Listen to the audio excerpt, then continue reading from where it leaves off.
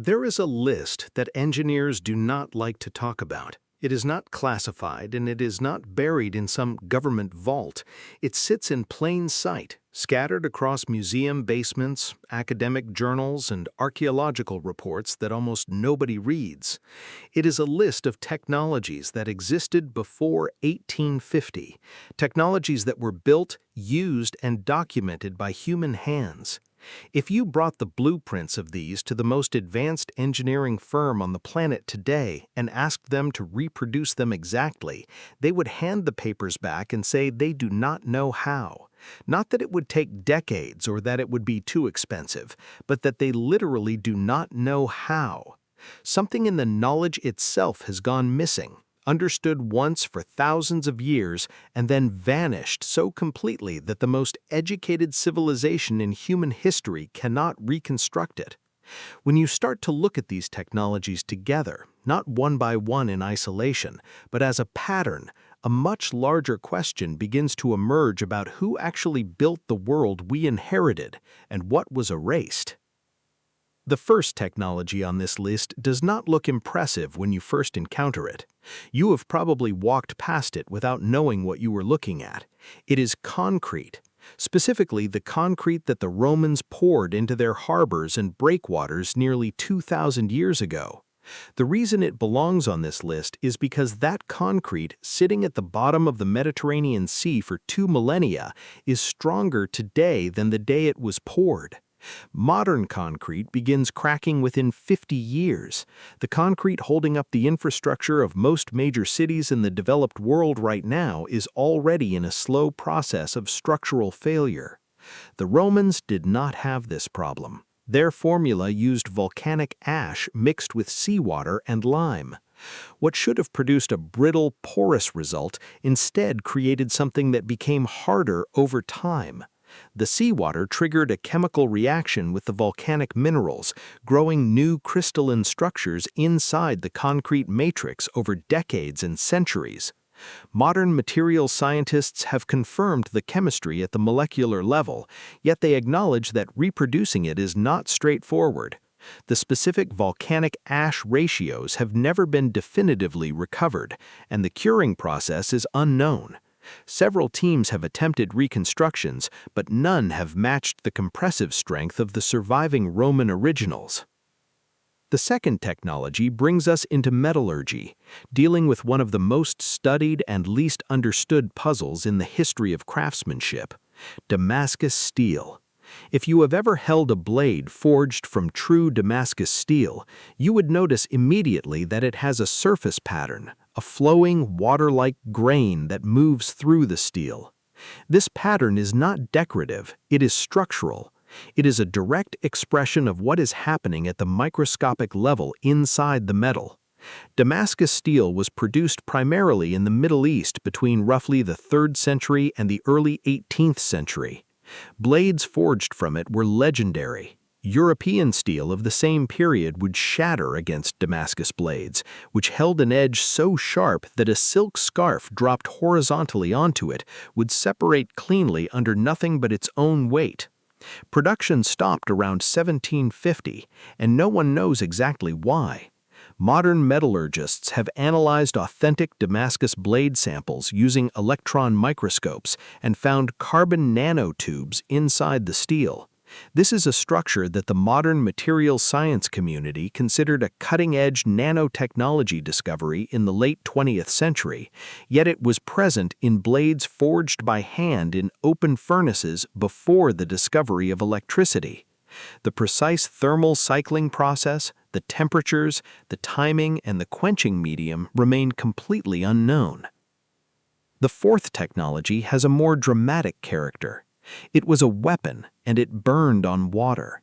Greek fire was the Byzantine Empire's most closely guarded military secret, a liquid incendiary compound projected from naval vessels onto enemy ships that continued to burn even when submerged.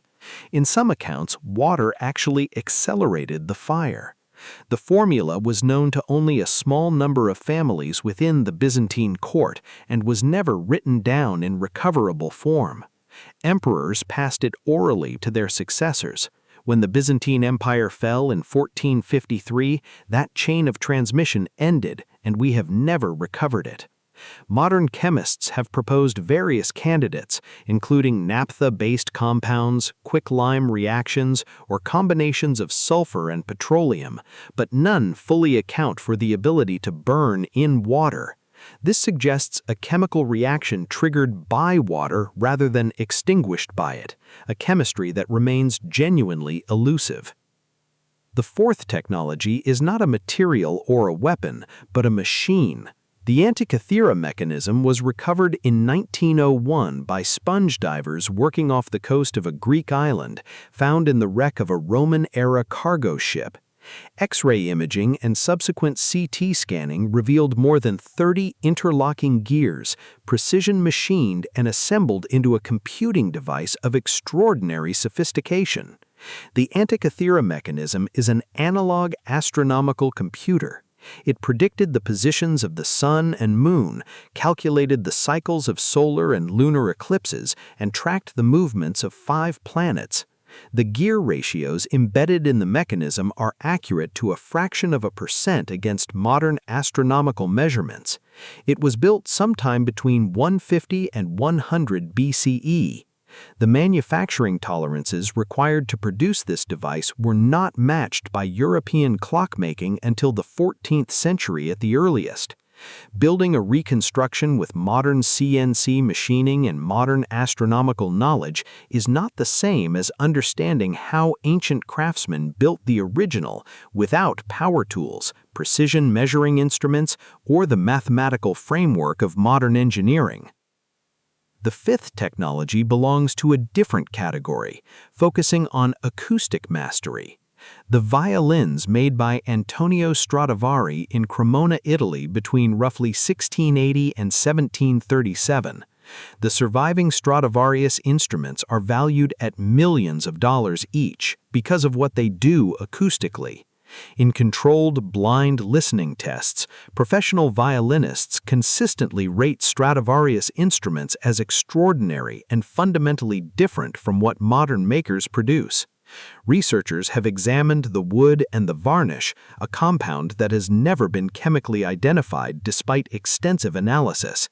They have proposed that Stradivarius treated the wood with mineral salts that altered its acoustic properties in ways we cannot fully model. Modern makers working from CT scans of originals have produced extraordinary instruments, but none have been judged the equal of the originals. The knowledge of what Stradivarius did not survive him. The sixth technology brings us to stone, specifically to what happens when human beings cut, move, and assemble stones of a size and precision that should not be possible without modern machinery. The benchmark case is Sacsayhuaman, the fortress complex in Peru. It is constructed from limestone blocks, the largest of which weighs an estimated 360 tons. Moving a 360-ton block across uneven Andean terrain and up a hillside is an immense engineering problem. Furthermore, the blocks fit together so precisely that no mortar was used. Joints between blocks have been measured to sub-centimeter tolerances, and the blocks are polygonal with complex, unique interlocking faces.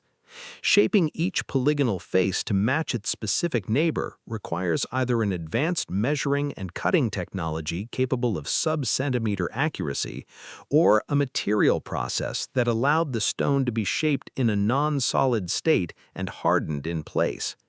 This second possibility suggests a chemistry of stone, an artificial geopolymer concrete process for creating artificial limestone that, when set, is indistinguishable from natural rock. This process has not been recovered. The seventh technology connects to the global distribution of star fort architecture. These polygonal fortifications with angular bastions appear in the official historical record as a European military engineering innovation of the 15th and 16th centuries. However, their full global distribution includes regions where European military influence is difficult to establish in the required time frame, and their scale often exceeds any defensive function. Star fort geometry is not arbitrary. The specific angular relationships, wall orientations, and ditch dimensions appear in sacred architecture and city planning, suggesting an awareness of geographic and energetic principles. Many of these structures are sited on specific geological features, particularly areas of granitic or basaltic bedrock with high piezoelectric properties, meaning rock that generates an electrical charge under mechanical stress. A growing body of research suggests the star fort tradition was originally connected to a technology of energy